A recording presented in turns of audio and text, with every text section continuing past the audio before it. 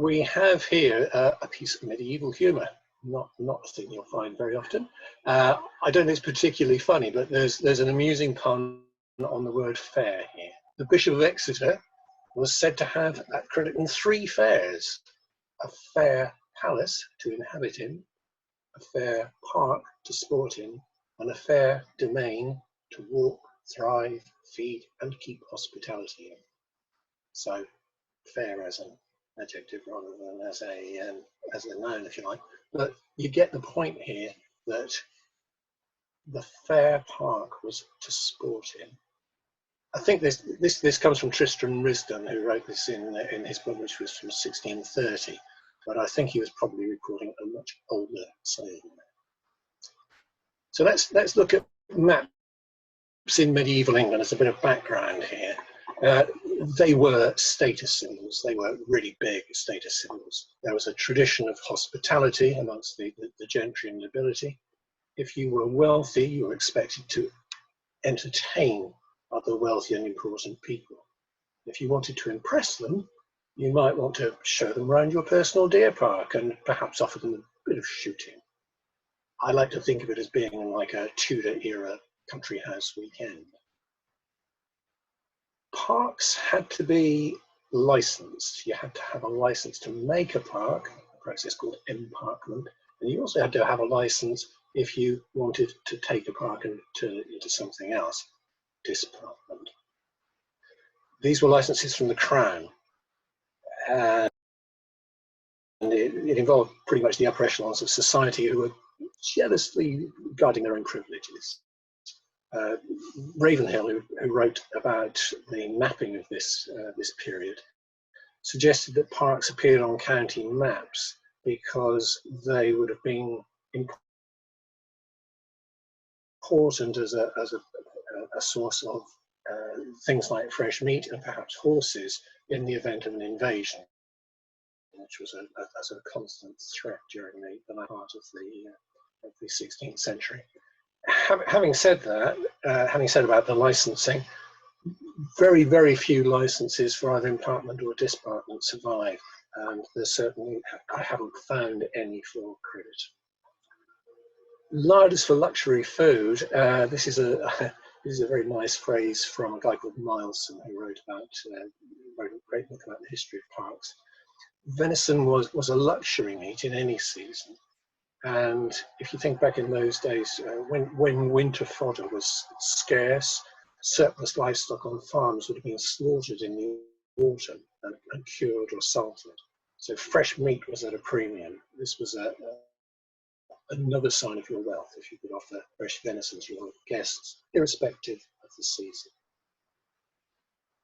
And that last point is the really important thing. Hunting was the great attraction of parks. They were a fair place, a fair park to sport in. And we are, when we're talking about hunting, we are talking about venison.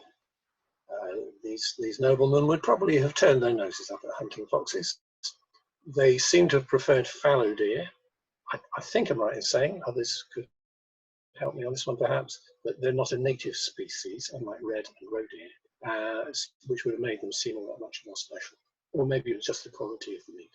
I'm not sure about that point, but certainly venison.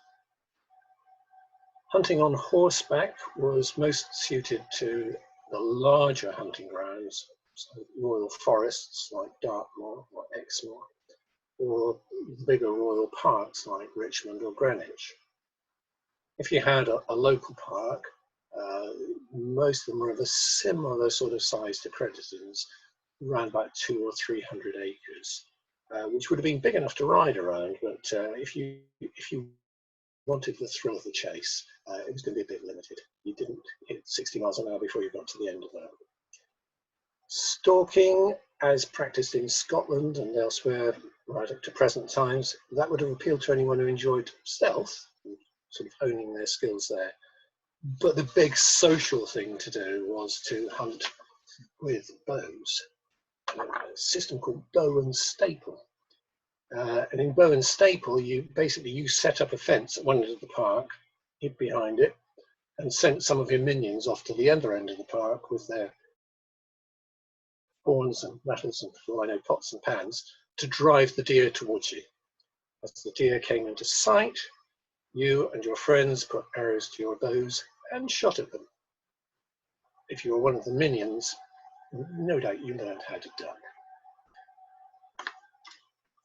So coming on to Crediton Great Park itself, we don't have any records of its creation.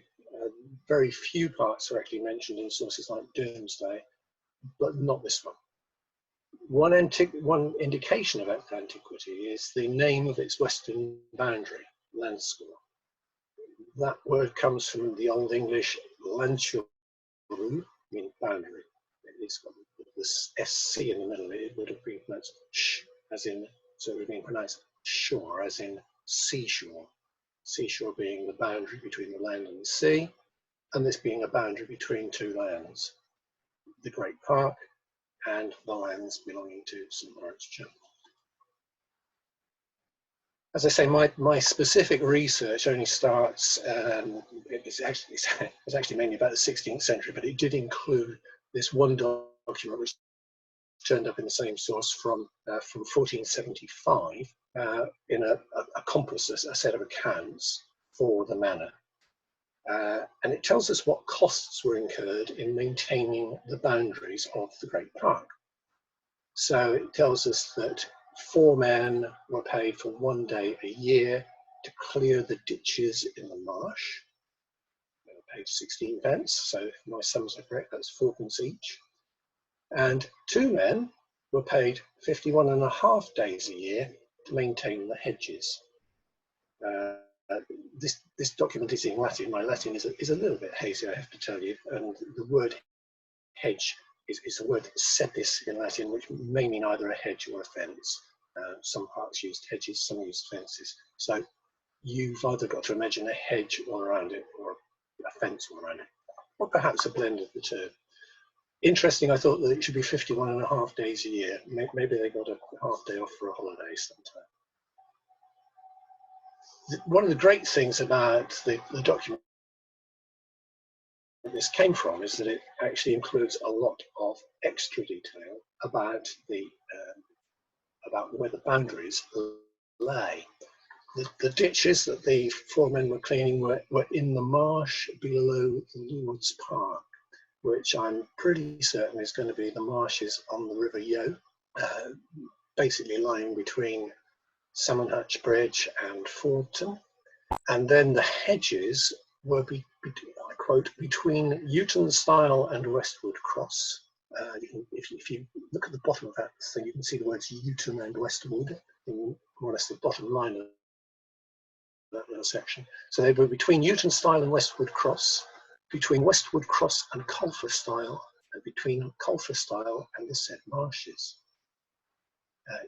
This document also reveals that there was something referred to as a park gate, which had a stile beside it. So there are essentially 3 stiles mentioned there. So a stile at Yewton, a stile at Coller Stile, and one by the park gate.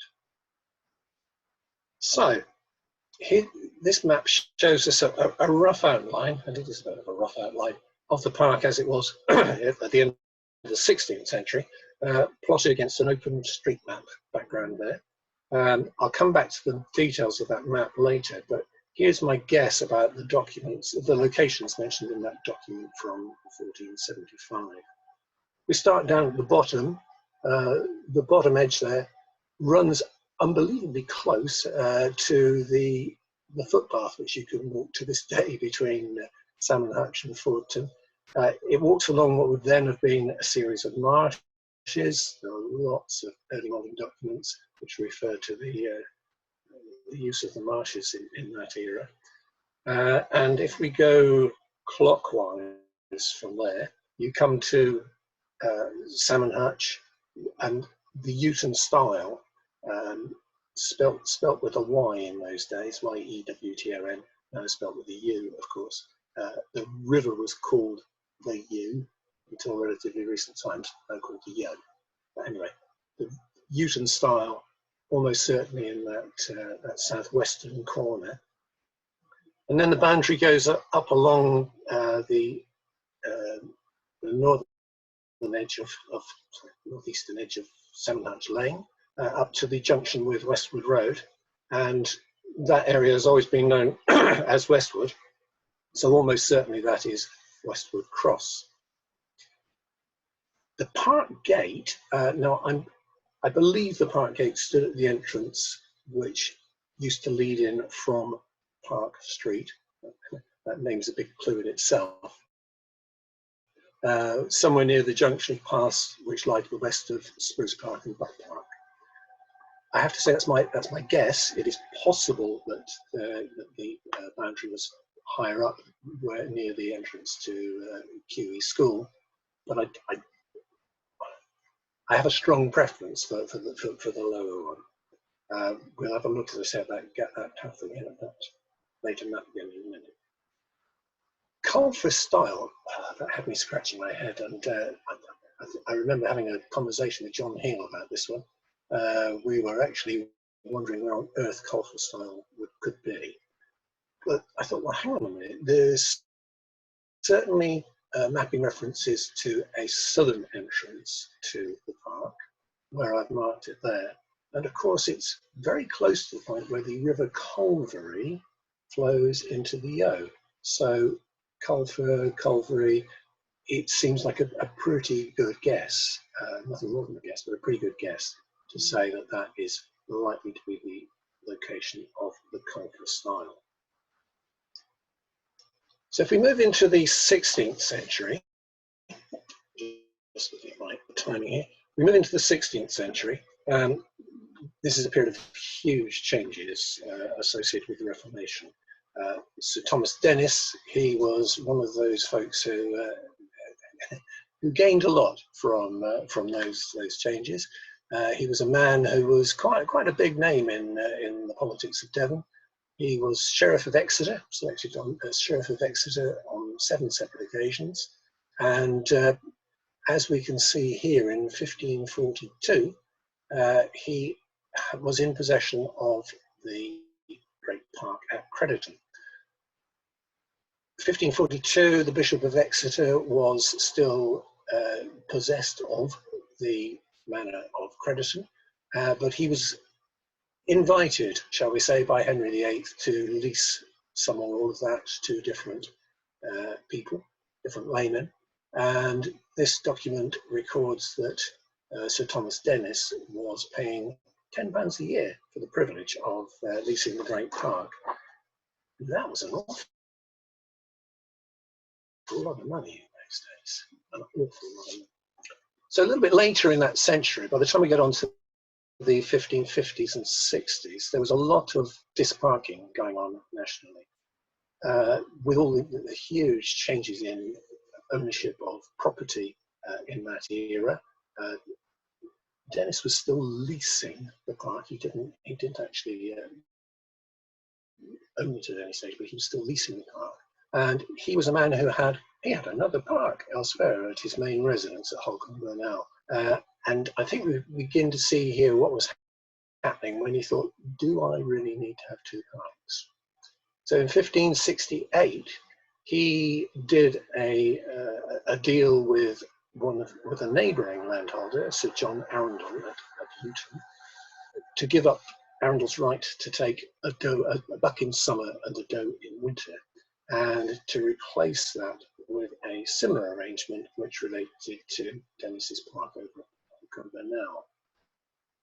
Yewton wasn't Sir John Arundel's principal residence, so he may have been quite relaxed about where his supplies came from.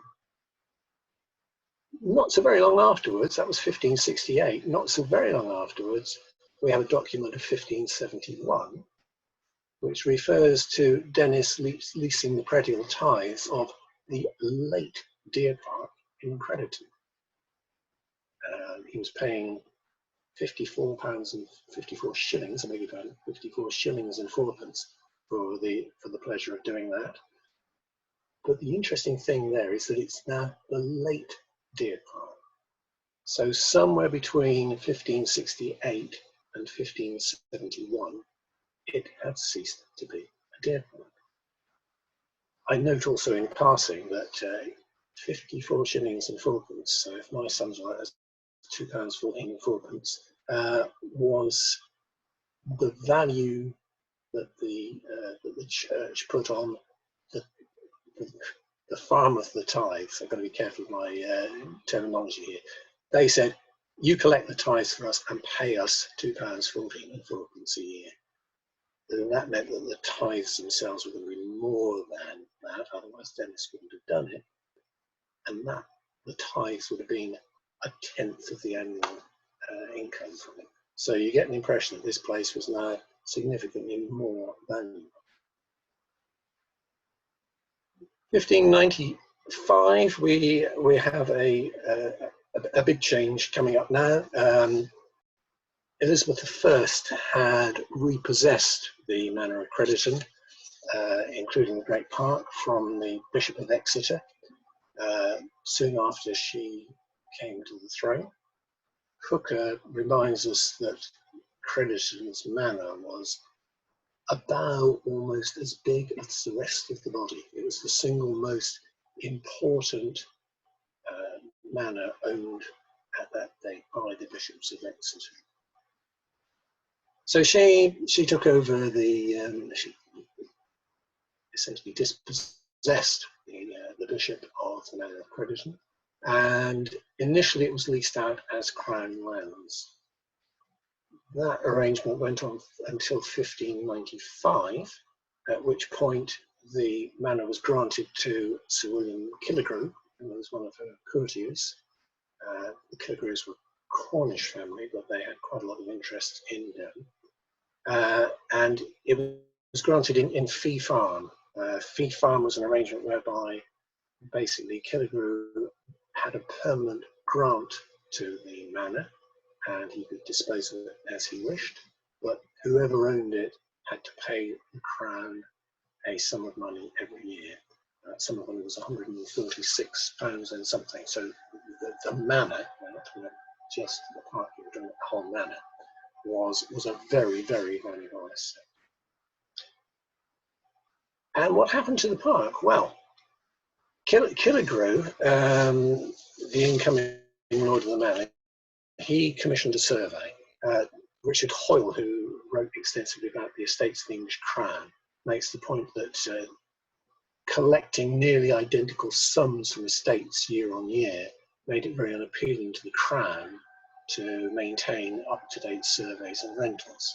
So when Killigrew took permanent possession of this, he probably wanted a more precise idea, or no doubt wanted a more precise idea of exactly what it was he now owned. So he commissioned a survey, and that survey included a series of maps of the manor, including one of the Great Park, which we'll look at in just a second.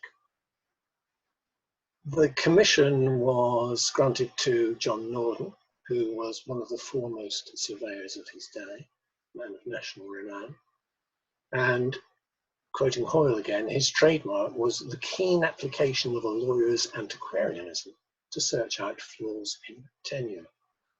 So Norden commissioned a chap called Richard Sutton to dig out as many old grants, leases, licenses, rentals, you name it, as he could. And the documents which I referred to earlier here came from Sutton's collection, and that the one that I've just instanced on this page, the little thumbnail of it there, talks about the predial tithes, as you might be able to see in the middle of that document, of the paid by Dennys after he'd got his lease from the church. So Norden had drew up this document, which was primarily about the manor. It was about the land which was owned now by Killigrew, and it gave an immense amount of detail. And his map of the Great Park looks something like this. Now, this map is orientated with east at the top, and the rightmost edge of it, as you can see, is the course of the River Yewton flowing along there. Southernmost, sorry, the bottom is, I'll get this right there. The bottom of the page is the western edge running along Salmon Hatch Lane. On the left-hand border there, you can see St Lawrence Green heading on down High Street. So if we just go around that in a little bit more detail, as I said, if we start from the right-hand side there, we've got the River Yeo, and flowing through all the marshes, and you can see, so it's not a particularly good copy of it, it's come up here. You can see Delbridge Marsh there, for example. And the other side of the river is Yewton Manor, Arundel's land. That's the land I said would be adjoining owner who had historically the right to take a buck in summer and the doe in winter. Then we come up from Salmonhut Bridge over the very tiny bridge you can see to this day. If you're walking down there, there is a very tiny bridge with parapets on either side which goes over the Leat, which is also shown there. It tells us that bridge is called Del Bridge, which I don't think is a name that appears anywhere else. So we come up Salmonhatch Lane and around, still going clockwise, up Westwood Road, and you can see a very wide space there, a sort of light brown colour around what is now St Lawrence Green. Just to the left, sorry, getting my direction mixed up here, just to the right of that, you can see the pathway which goes up to Tinpot and into the park. And just about where I've put the little pointer in there, you can see, if anybody who's thinking about walking up those steps in Tinpot, the concrete steps, when you get to the top, you can turn a dog leg right and then left to go between some trees. And that little dog leg was there in 1598. That always fascinates me.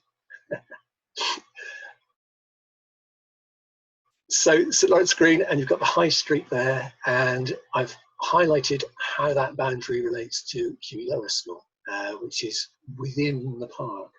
I should have said before you get to that, of course, Greenway didn't exist in those days, as you might have guessed, and the northern boundary of the park was basically along what people charmingly refer to as the dung track.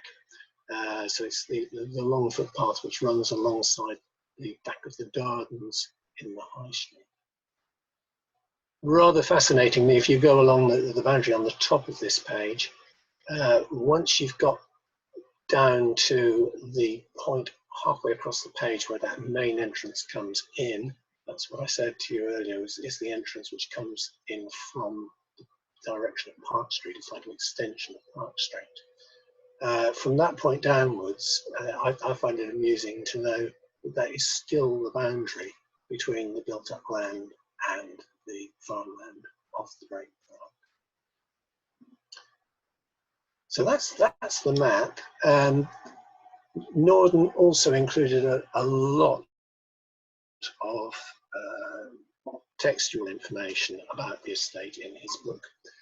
He made an apology for his map here. He said, "It is to be considered that by reason that the park is very hilly, the dimensionation by the scale in the plot will be of some grounds unaptly made." Surveying was still a fairly sort of new, developing, probably a better word, a developing profession at that stage. And he considered this map was unaptly made because his technology didn't allow him to measure things accurately using the equipment available to him. The good news is that because it was unaptly made, he decided to give us a very detailed exposition of all the tenants, how many parcels of land that they held, and what the acreage was of each. So what you see from that by 1598, the park was not only divided up into small parcels of land, but it was now divided amongst 22 different tenants. Some of those tenants, like Humphrey Prideaux at the top, Prideaux of Westwood, were large landholders and they had substantial holdings elsewhere. But some of the others that are listed there, people like Leatherton, Palmer, Norway, this is the only known landholder. They may have had other sources of income, for example, in the clothing industry and in one of the stages of that. But by 1598, what had been a pleasure ground for the bishop less than 100 years earlier, was now providing a living for 22 different families. So there we are in 1598, and that's me. So I'd be very pleased to handle any questions that anybody may have. Lovely, thank you, Tony. If you want to unshare your screen, yep, for us as well, thank you. Thank you for prompting. Yep. Allow me to bring more people onto the screen in one go, so I can see you here. Thank you very much. Yeah, so if anybody has any questions that they would like to ask Tony, please do indicate them in the chat at the bottom. I sent them in by text, Mark, but I can ask it just as easy. Yeah, please do carry on. Yeah, I just asked by text, Tony, standard archivist question. Can you just confirm where the documents are that you referred to? I'm aware of the Northern Survey, but you mentioned some other ones. I did indeed. I've seeing Brian on the system, I really ought to acknowledge. Thank you. I've raided stuff from Devon History, Devon Heritage Centre there, including the map of the Great Park, which I showed at the end, which is from your very own copy of Northern's. Right, yeah. So that's seen that, but yeah, there are some others you mentioned, so yeah. Yeah. So, but my other main source for this, this is one of the reasons why I got so particularly interested in this era for Crediton, is that through various bits of research, I came across a massive stash of documents at Lincoln's Inn in London, which relates to Killigrew's takeover of the manor in 1598. And most of the documentary sources there are from Lincoln's Inn. That and Devon Heritage Centre are my two sources for this. And I'm aware of the Northern, what's normally referred to as the Northern Survey, which is held at the London Metropolitan Archives. Did you use that as well? Was that where some of the Northern references came from? Interestingly not, no. Basically, the one from London Met, which is, for those who don't know, there's a very big project going on, led by David. Can't think of his surname. Can you think of his surname? TMY. It'll come to me in a minute. It's a big project going on across Devon through FODA, Friends of Devon Archives, which is Dave Stone, it's called, which is looking at the manorial land, the crown lands, which were disposed of under James I. So of course that's from a slightly later era. So we're talking about, I think, about 10 years after this particular estate ceased to be part of the crown lands. So it's a separate archive from that, and there's no mention of Crediton that I'm aware of in the stuff that's being studied by Phil. Right, yeah, I couldn't remember exactly what the date was or what was covered, but it sounds as though you came across some, well, were the documents in Lincoln's Inn previously known about, or? Well, for what it's worth, I mean, anybody who's interested in research would quite like I'll give you the two-sentence version of the story. Basically, there's a book by a chap called Oliver, the Monastic and Diocesae Zoniensis, forgive me if I've screwed up my Latin there, in which he mentions that there is a series of documents held at Lincoln's Inn which may relate. In the late 19th century, the Reverend Llewellyn over at Sandford was doing much the same as I've been doing now with what was available to him at the time. And he wrote to Lincoln's Inn and asked if he could see their records, please. Could they send them to him? And they said, well, I can't send them to you. You can come and look if you like. But by the way, he said, there is this, the original of Northern Survey here in Crediton. You might like to place a note on your file that you have, that there is this record here in Crediton. I'm pleased to say, Brian, that in Devon Heritage Centre you have Llewellyn's notebook, and the piece of paper with the reply from Lincoln's Inn fell out of that notebook when I looked at it. Oh well, I was unaware of that. So I wrote to the archivist. I emailed the archivist at Lincoln's Inn and said, could I see this? And he said, how pleasant it is to renew a conversation which was left off in 1894. Splendid. I knew I'd got my man. That's very, very interesting, Tony. Thank you. You're welcome. It's a huge stash of stuff. It's about far more than the Great Park. Right. And it's really tested my paleographic skills. That's seriously. Another project for somebody, whether it be you, Well, friends of Devon's. I have to tell you, I'm in the middle of doing my dissertation on that at the moment. I see. Right. So you're well into that already. Good. Cheryl has just noted in the chat, just a point of reference, that fallow deer were native to Asia and introduced to England by the Normans, not me, around the 11th century. Excellent. Thank you, Cheryl.